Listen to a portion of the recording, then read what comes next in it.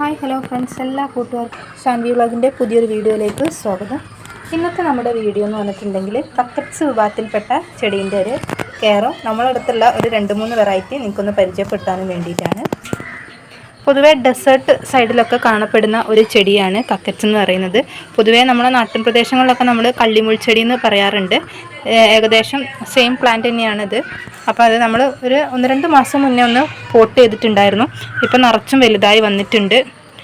ഒരുപാട് അത്യാവശ്യം നല്ല വെയിലത്ത് തന്നെ ഉണ്ടാവുന്ന ഒരു ചെടിയാണ് ഈ കക്കറ്റ്സ് എന്ന് പറയുന്നത്. അതുപോലെ തന്നെ സക്സുലൻ്റ് വിഭാഗത്തിൽ പെടുന്ന പ്ലാന്റുകളും ഉണ്ട്. നമുക്ക് ചെറുതായിട്ട് കിട്ടിയതായിരുന്നു. ഇതൊക്കെ ഒന്ന് പോട്ട് ചെയ്യുന്നൊരു വീഡിയോ നമ്മൾ മുന്നേ ഇട്ടിട്ടുണ്ടായിരുന്നു. അപ്പോൾ ഇത്ര തടിയൊന്നും ഇല്ലാതെ വളരെ ചെറുതായിരുന്നു.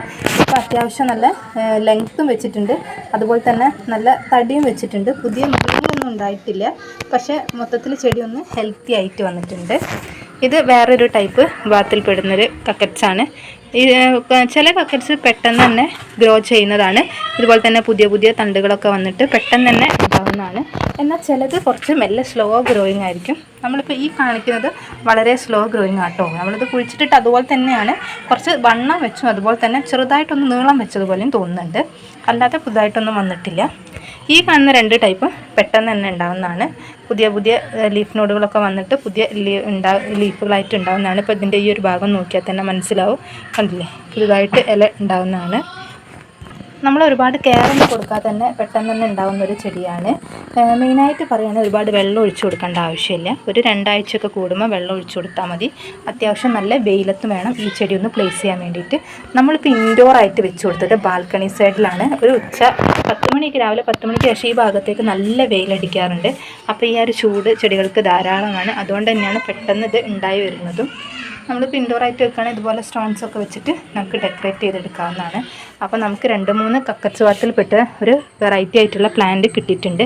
അപ്പോൾ അതൊന്ന് പോട്ട് ചെയ്യുന്ന വീഡിയോ നിങ്ങൾക്കൊന്ന് കാണിച്ചു തരാം. ഒരുപാട് വെള്ളത്തിൻ്റെ ഒന്നും ആവശ്യമില്ല. പോട്ടുകളിൽ ഹോൾ തന്നെ വേണമെന്നില്ല. നമ്മൾ പോട്ട് നോക്കിയിട്ട് ഡ്രൈ ആയെന്ന് നോക്കിയിട്ട് വെള്ളം ഒഴിച്ച് കൊടുക്കുകയാണെങ്കിൽ ഹോളുകൾ ഇൻഡോറായിട്ട് വെക്കുമ്പോൾ നിർബന്ധമില്ല. നമ്മളൊന്ന് ശ്രദ്ധിച്ചാൽ മതി. പിന്നെ ഒരുപാട് വളപ്രയോഗത്തിൻ്റെ ഒന്നും ആവശ്യമില്ല. അല്ലാതെ തന്നെ ഈ ചെടി പെട്ടെന്ന് ഉണ്ടാവുന്നതാണ്. അപ്പോൾ നമുക്കിനി മാറ്റി നടക്കുന്ന പീസും അതിനുള്ള പോട്ടി മിക്സൊക്കെ റെഡിയാക്കുന്നൊന്ന് കാണിച്ചു തരാം.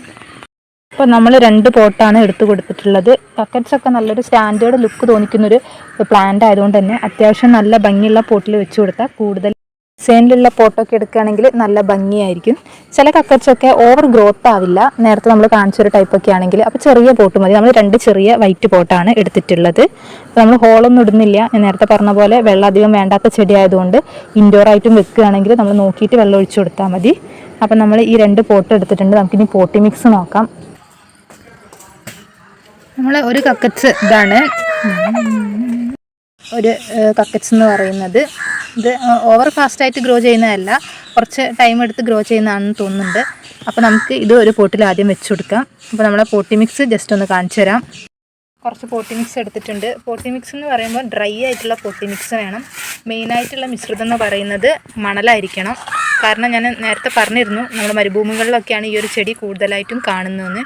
നല്ല ഡ്രൈ ആയിട്ടുള്ള സോയിൽ വേണം. അധികം ഒരു ഓവറായിട്ടുള്ള വളപ്രയോഗത്തിൻ്റെ ഒന്നും ആവശ്യമില്ല.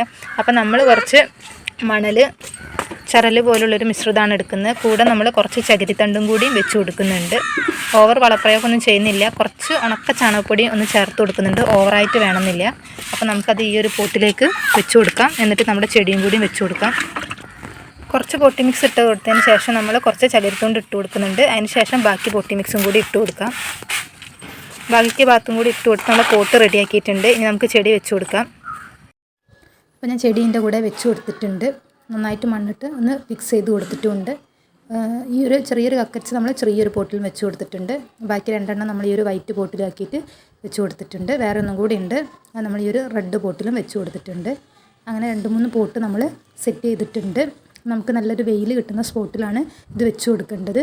പിന്നെ വെള്ളം ഒരു 1-2 ആഴ്ചയൊക്കെ കൂടുമ്പോൾ മാത്രം ഒഴിച്ചു കൊടുത്താലും മതി. അപ്പോൾ നമ്മൾ ഇൻഡോറായിട്ട് വെക്കുകയാണെങ്കിൽ നല്ല ഡെക്കറേറ്റീവ് സ്റ്റോൺസൊക്കെ വെച്ചിട്ട് ഡെക്കറേറ്റ് ചെയ്ത് കൊടുക്കാവുന്നതാണ്. ഒരു 1-2 ആഴ്ച കഴിയുമ്പോൾ ഈ ചെടി നന്നായിട്ടൊന്ന് പിടിച്ച് ഒന്ന് ഹെൽത്തി ആവും. പിന്നെ മെല്ലെ സ്ലോ ആയിട്ട് ഗ്രോ ചെയ്യുന്നതുകൊണ്ട് ഫാസ്റ്റ് ഗ്രോ ചെയ്യുന്നതുകൊണ്ട്. അപ്പോൾ അത് നമ്മൾ മുന്നേ കാണിച്ചത് തന്നെയാണ്. അപ്പോൾ അതിൻ്റെ ഒരു കൂട്ടത്തിലേക്ക് നമ്മൾ ഇതും കൂടിയും വെച്ച് കൊടുക്കുന്നുണ്ട്. നല്ലൊരു ബാൽക്കണി സൈഡിലാണ് വെച്ച്, നമുക്ക് ഉച്ചക്കൊക്കെ ഡയറക്റ്റ് നന്നായിട്ട് വെയിൽ അടിക്കുന്നൊരു സ്പോട്ടാണ് ഈ ഒരു സ്ഥലം. അതുകൊണ്ട് തന്നെ നമ്മൾ അവിടെ തന്നെ വെച്ച് കൊടുത്തിട്ടുണ്ട്. പെട്ടെന്ന് ഉണ്ടായി കിട്ടുമെന്ന് വിചാരിക്കുന്നു. അപ്പോൾ അതുപോലെ കക്കറ്റ്സ് സക്സലൻ്റൊക്കെ ഇഷ്ടപ്പെടുന്നവരാണെങ്കിൽ നമ്മുടെ വീഡിയോസൊക്കെ ഒന്ന് ലൈക്ക് ചെയ്യുക. വീഡിയോസൊക്കെ കാണാൻ താല്പര്യമുള്ളതാണ് നമ്മളെ ചാനലൊന്ന് സബ്സ്ക്രൈബ് ചെയ്യുക. അപ്പോൾ ഇതുപോലുള്ള വീഡിയോസൊക്കെ ആയിട്ട് ഇനിയും നമ്മൾ വരുന്നതായിരിക്കും. അതുവരെ എല്ലാ കൂട്ടുകാർക്കും ബൈ ബൈ.